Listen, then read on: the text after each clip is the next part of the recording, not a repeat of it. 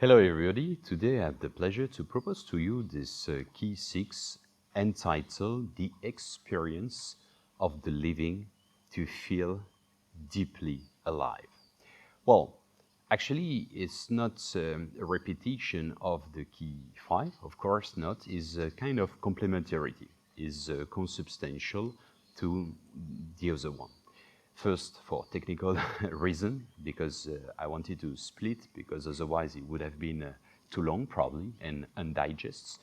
Secondly, I really wanted to show a separation between two aspects. The first is kind of knowledge, just the recognition of the existence of the living, and to try to see the different, let's say, faces, facets, or manifestation and results as masterpiece. But through that, this is the first step, because here it's all this is kind of culture. It's cultural. It's good. This is the first step. It's good to know. We can also do it. All the roads lead to Rome and to home. Actually, it's exactly what I try to explain you. This is just the form. This video is in English. I also do in French, but I could do in Chinese, in Portuguese, or whatever the language. It doesn't affect the content. The ideas remain the same. So actually, it's exactly the same principle of all types of spirituality, messages from and for the living, the source, because the source is the same, is coming from the same origin, and then there is different streams, different currents, bringing you to the same ocean as well. So concretely is a complementarity once again.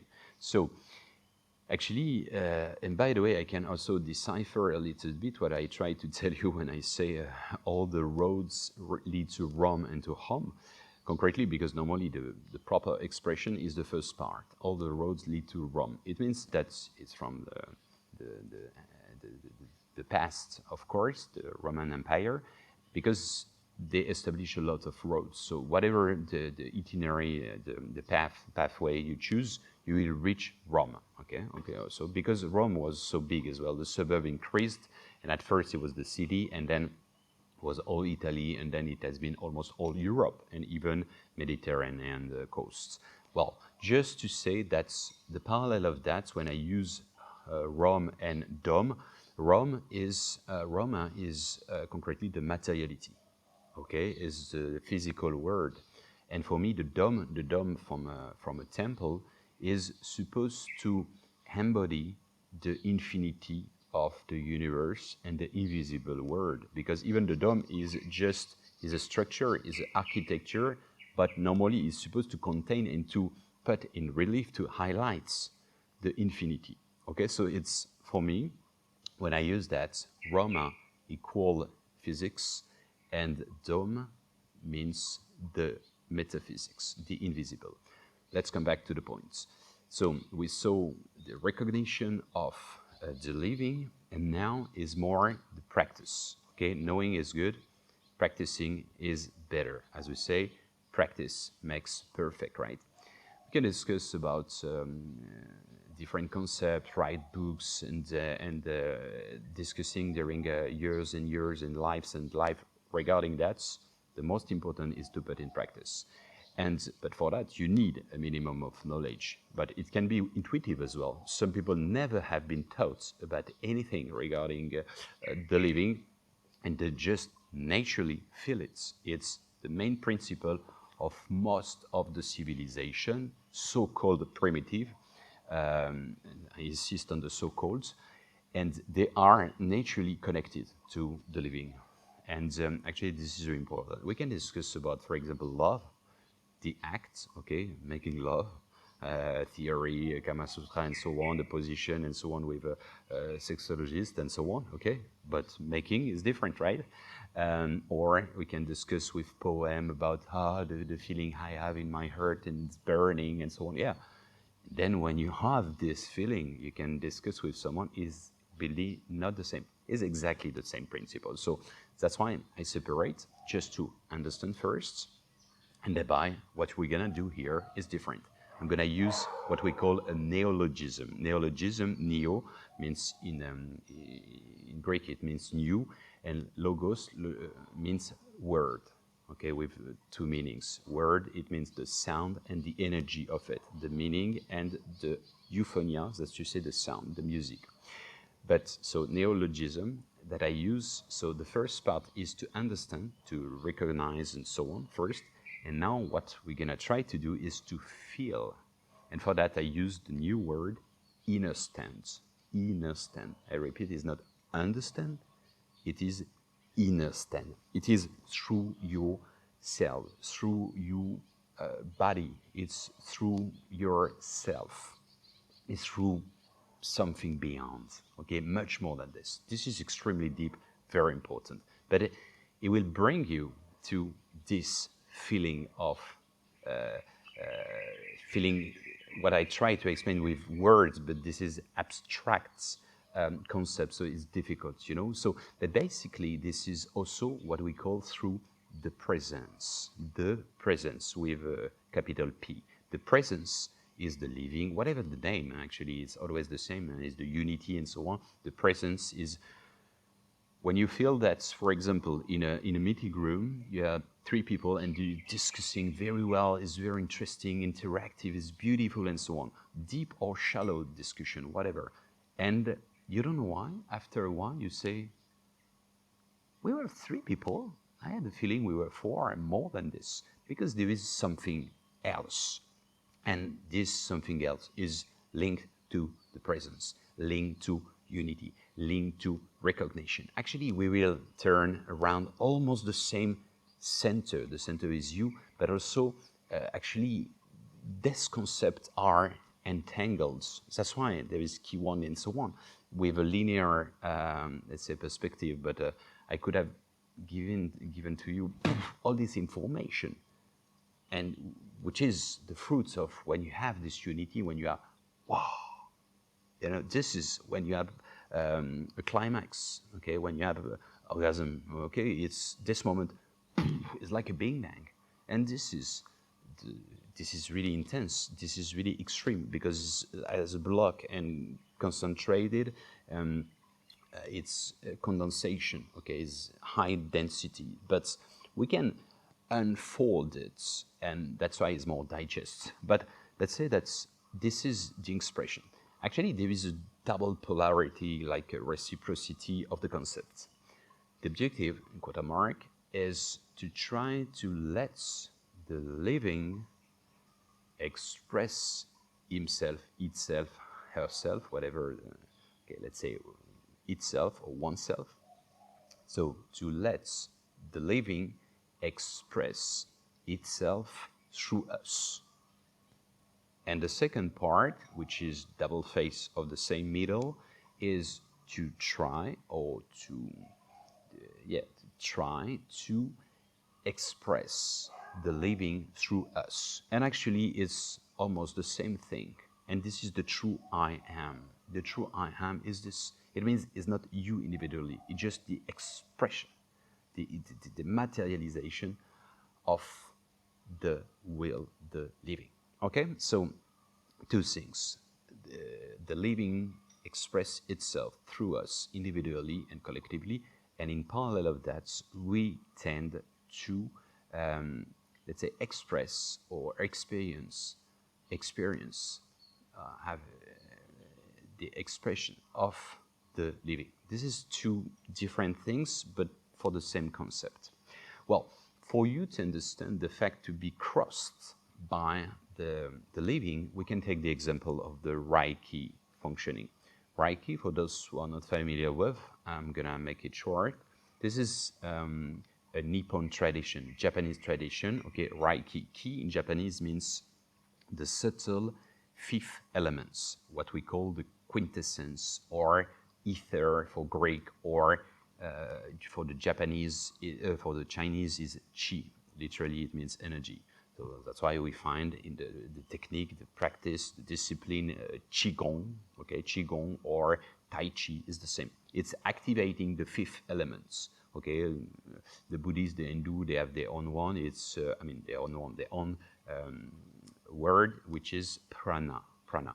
It's an activation of the fifth element. We have four elements: earth, water, air, and so on. So, and the fifth one is ether. Ether is invisible, is interconnected, is like a canvas or subtle, a common thread.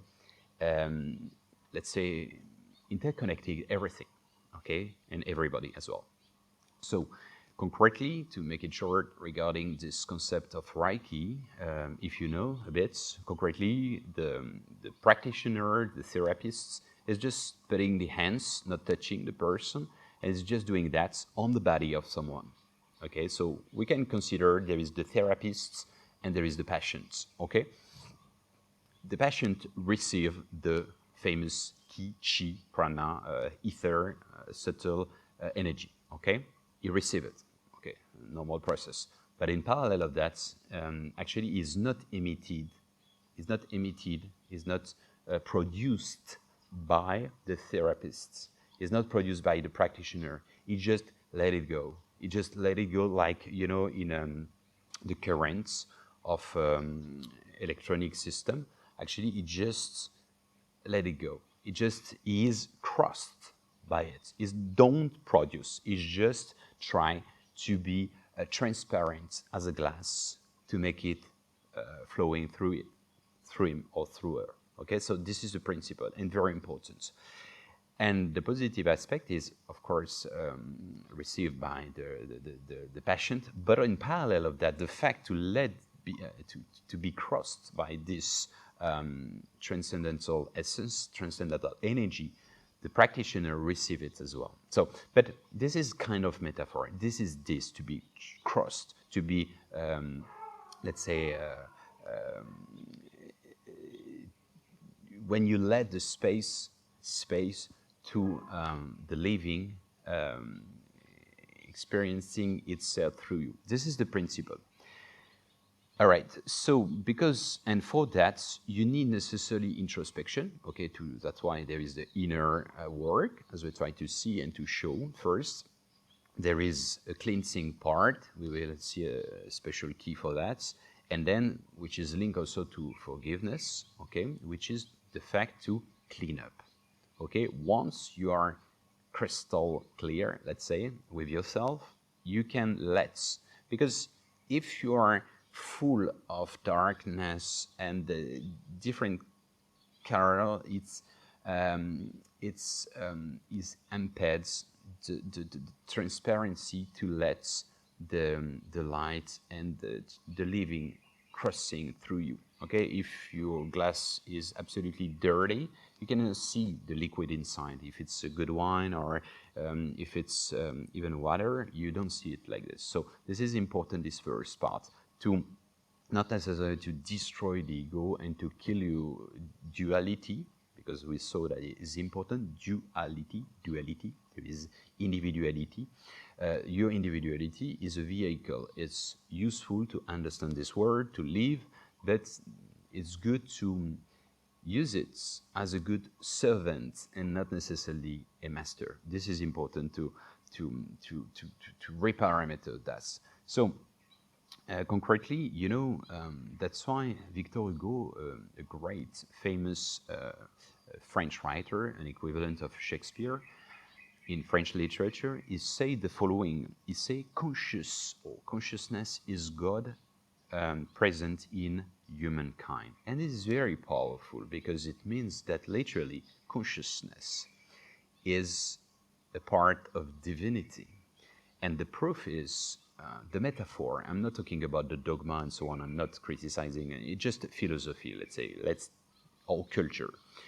The Holy Bible, when it said the notion of the apple of knowledge, that's the serpents, the snake actually is the Kundalini, the transcendental fifth element of energy. This is the dragon for Chinese and so on, is the same. So it's not negative, it's just an invitation to be aware. And to be aware is double sense, because it's like in Matrix when he say you want to be to be aware and to be connected. He proposed two pills.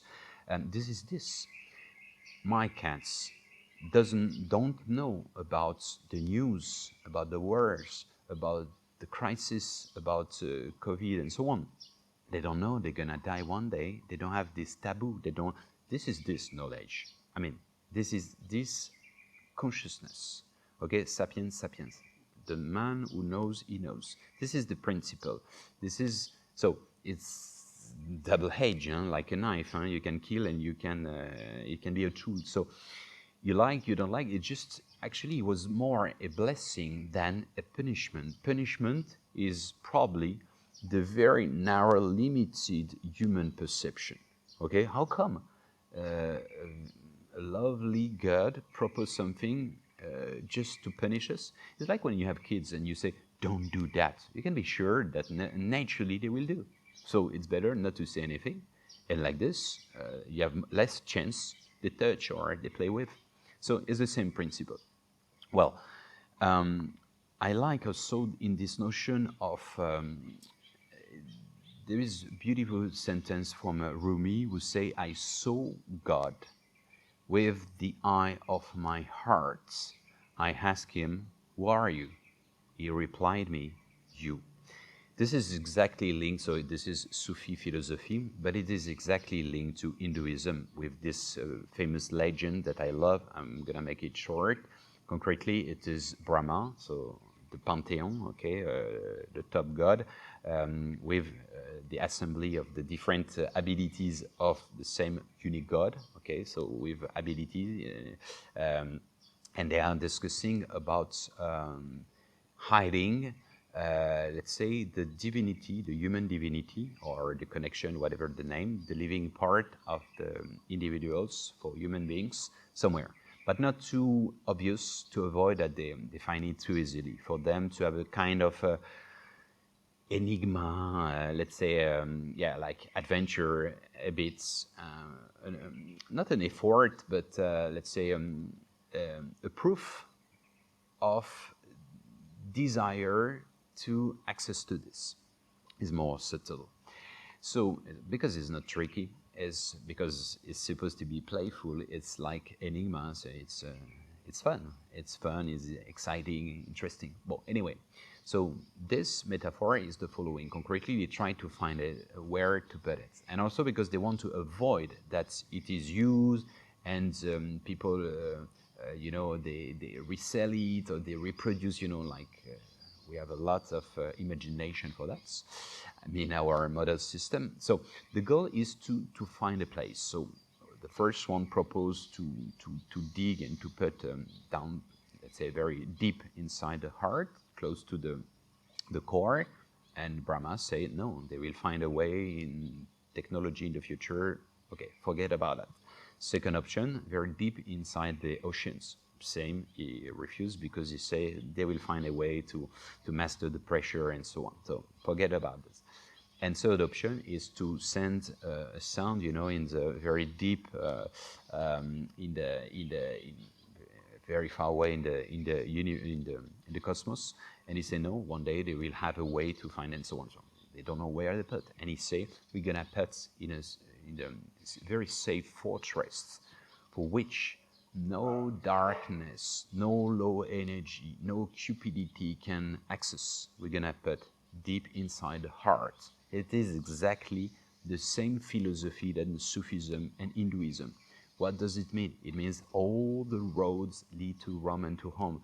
I spent more than 20 years in my life when I started to be 12 years old to make established parallels in between different dogma, spirituality, religion, and so on. And actually, all of them, they are coming from the same source and converging with the same point of singularity, and the immensity of the ocean is the same, always the same principle. Well, by the way, to make the link of this completeness, Leonardo da Vinci invites to practice the notion of the living. And he says through this sentence that I love, principle for the developments of a complete mind, study the science of art, study the art of science, develop your senses, especially learn how to see, realize that everything is interconnected to everything, or entangled and so on. What does it mean? Study the science of art and the art of science, because for him, art is initiatory, science is initiatory. There are two polarities, two different faces of the same middle of the living. So that's why in the Vitruvian, manpower symbol, Vitruvian man, which is not from him, by the way, Da Vinci canon, we call as well. Concretely, he is a man within a square. Square is physics, the rationality, the left brain, mathematics, structure, and so on. And the round is feminine part. It is intuition. It is art. It is an invite to develop both. Why? Because more you develop this plus this, so right and left hemisphere, the more you develop this intuition, your pineal gland. And actually, this is linked. That's why he say he invites develop your senses, especially how to see. It's not to see with your eyes. The more you see, the more you feel, because you activate your sensation, you activate your five senses. The more you develop that, this is permanent mindfulness, because it's not limited to just meditation. Mindfulness is now. Mindfulness is the fact I hear at the same time the water, and I hear as well the birds and the different motorbike and so on. This is this mindfulness, deeply, profoundly. So basically, he invites us not to reject and to see, let's say, the living in a temple and so on. Because it's say in the Sufism, when a normal person enters in a tavern, it remains a tavern.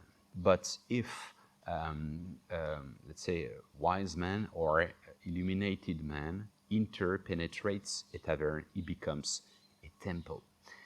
All the discussion through a lucidity, through a certain luminous vision sight becomes luminous. You put your sunglasses with a yellow filter, you will see life yellow, same for pink, and same for black as well. Okay, so it means that everything depends on your perception.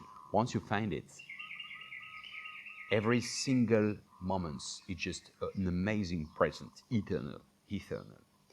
Well, this is really important, and that's why in the Buddhism it is said before awakening, okay, holding wood and cutting wood and holding water. After awakening, holding water and cutting wood. What changed? Nothing, just your perception. But from the ordinary, it becomes extraordinary. And this is only your perception. And we can feel it just at a little level. For example, you are stressed, you didn't sleep well, you took too much coffee and so on, and you're not at ease for a situation, discussion and so on. And you are very upset. And then you stop it, okay? You stop the problem, and you go to run, and you have a good meditation, a good meal, then a nap, and so on. Okay, then you wake up. You are really more at ease and with a certain, you are at disposal of the same problems, and you welcome them, and you found some solution. And actually, the problem did not change. Your perception, your welcoming changed, and is completely different. It's exactly that. That's why everything is inner work, because once again, it's a question of introspection first. Okay, I analyze myself, who I am concretely, with the whole mask, who I am. Okay, I'm this guy, I'm this, I'm the father, I'm the daughter, I'm the I don't know, the cousin, I'm the CEO, I'm the employee, I'm all this. But what concretely makes me vibrating? What's make me vibrating? Because once again, it is linked to this notion of the true self. The true self is the higher self. It is the true I am. And this is what we try to experience. The true I am is the divine part of human beings. Concretely, it is the expression, the materialization of the living. And this is, for me, to feel more alive is this. You know, this is linked to many things. Unity is linked to connection, reconnection, and so on, but not artificial connection, Wi-Fi, and so on. the, the deep connection to the presence. I already said, and I probably will repeat this beautiful sentence from an amazing person, in the person of Elif Shafak, who said, no matter who we are, where we live, deep inside, we all feel incomplete. It's like if we had lost something and experiencing the need to find it back. What is this something? Most of us will never find it. And among those who succeed, even rarer are those who go on this quest. What is this something? This something is, okay, I have everything on my paper. I fulfill. I'm 50 years old, and okay, I'm rich, materialistic. I have the car. I have everything. I have the beautiful Kinder surprise, a family. Everything is perfect. I have the villa. I have a second villa. I have 4 cars. It's not my case, but okay, everything is perfect. I do golf and so on. Everybody, I'm belonging to Rotary Club, I do charity and so on. Everything is perfect on the paper, but I feel disconnected. I feel I miss something. What is this something? This is what we're trying to express. And I cannot tell you, is this or this? You have to find it. You have your own master key. And that's the point, because maybe, it might be something like transcendent soul, the fact to be reconnected to something. Because when it's like this, when you find it, even if the flame is trembling, it's never let you be alone. And this is absolutely fantastic. It is a kind of magic. It is a kind of injecting colors in sometimes a black and white life. And even on the paper, everything is perfect. And you don't need this awakening, this light. I saw it through many people, and even in incredible places, remote place in India, Bangladesh, in Pakistan, in Ethiopia, in the middle of nowhere in Laos, and so on. And actually it was not linked, absolutely not linked to the materialistic dimension, to richness and so on. It was something deeper. And this is something that's, this natural connection is, once again, is very prevalent for the so-called, I insist, primitive cultures. Well, let's continue with the notion of the admiring the notion of the magic of the ingenious engineer. And this is, in other terms, like Voltaire said. He says something like, I cannot imagine that the beauty of the watch is made without any watchmaker. It's the same principle. That's why I invite you all the time to admire the different points and the the fingerprint of the living in different places. I'm gonna quote to feel this notion of being connected to something higher and further is Tesla. Nikola Tesla said, every living being is a motor connected to the driving wheel of the universe. Why one might think that every living thing is affected by this direct environment, its external sphere influence extend to infinity. So our sphere of consciousness is according to our capacity of integration, of being aware, and also our capacity of heart, forgiveness, and so on. Everything is linked, because everything is entangled. This is really what I want you to understand. Everything is entangled, and it's not spirituality, it's physics. Jean-Émile Charron, a French philosopher and also a physicist, very known, he said the following. He said, he said, in the universe, each atom is connected to all other atoms through the substance, the spirit of antimatter. All knowledge is potentially accessible to every atom in the universe. This is what we call the principle of entanglement. Concretely, at the beginning, from the Big Bang, everything is compact on a single piece, okay, on a dot, on the point of singularity, and then explosion. And as it has been connected, okay, these two electrons, they're vibrating. So if you do something here, immediately there is an impact on the second one. This is extremely important to feel like this. And actually, this is the practice of the philosophy of Rumi, saying You are not a drop in the ocean, you are the entire ocean within a drop. Well, all this is beautiful, right? But it's theory. What is the most important is the practice, you know? And for this, that's why Rumi said as well, the silence is the language of God. Everything else is poor translation. So that's why it's important to know, let's say a bit, culture, theory, and then to put in practice. Once again, practice makes perfect, right? So, well, as let's say practice, I invite you to try to take at first maybe 5 or 10 minutes per day, be silent and just to observe. Observe can be in the nature, can be, I don't know, wherever, in a public environment, whatever, but to try to feel this pulse, this cosmic breath, and to see the organization, like, you know, the flows and so on, and to try to feel it. There is like a tempo, there is like a rhythm, a natural rhythm, and try to synchronize your heartbeats with it. And this is something that you're gonna express. It's not direct, it's not in 1 second, but it's something you're gonna develop because it is linked to sensitivity and receptivity. Okay, so this is extremely important. I really invite you to do it more and more. And the goal is that the living takes a very prevalent part in your life, because once you get it, when you are connected to that, your life becomes just a miracle.